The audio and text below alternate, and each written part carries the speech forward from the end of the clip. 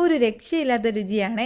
ഒരു തവണയെങ്കിലും നിങ്ങൾ ഇതുപോലെ ഒന്ന് ട്രൈ ചെയ്ത് നോക്കണേ. അപ്പോൾ ഇതിന് വേണ്ടിയിട്ട് 3 ടേബിൾ സ്പൂൺ ചെറുപയർ പരിപ്പ് നന്നായിട്ടൊന്ന് വറുത്തെടുത്ത് മിക്സിയുടെ ജാറിലേക്ക് മാറ്റി ചെറിയ തരിതരിപ്പോട് കൂടിയിട്ട് ഇതുപോലെ ഒന്ന് പൊടിച്ചെടുക്കാം.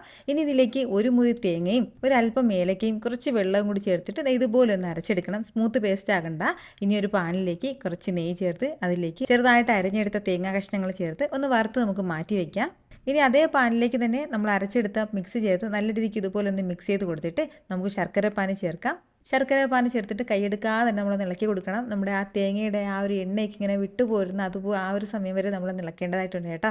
ഏകദേശം ഒരു 15 മിനിറ്റ് വരെ നമ്മൾ കൈയെടുക്കാതെ ഇളക്കി കൊടുക്കണം. അപ്പോഴത്തേക്കും നമുക്ക് ഇതുപോലെ ഈ ഒരു രീതി കിട്ടും. ഇനി ഇതിലേക്ക് ഒരു അല്പം നെയ്യും വറുത്ത് മാറ്റി വെച്ചിട്ട് തേങ്ങ കഷ്ണങ്ങളും കൂടി ചേർത്തിട്ട് എല്ലാം കൂടി ഒന്ന് മിക്സ് ചെയ്ത് യോജിപ്പിച്ചെടുത്ത് കഴിഞ്ഞാൽ സൂപ്പർ ടേസ്റ്റി ആയിട്ടുള്ള തേങ്ങായി തേട്ടിപ്പാൽ ഇവിടെ റെഡി ആയിട്ടുണ്ട്. മസ്റ്റ് ട്രൈ ആണ്. ഒരു തവണയും നിങ്ങൾ ഇതുപോലെ ട്രൈ ചെയ്ത് നോക്കണം. അപ്പോൾ ഈ വീഡിയോ ഇഷ്ടമായാലേ നിങ്ങളുടെ പ്രിയപ്പെട്ടവർക്ക് ഷെയർ ചെയ്യാൻ മറക്കരുത്. ഇതുപോലുള്ള ഈസി റെസിപ്പിക്ക് വേണ്ടിയിട്ട് ഷമീസ് കിച്ചൻ ഫോളോ ചെയ്ത് സപ്പോർട്ട് ചെയ്തേക്കണേ.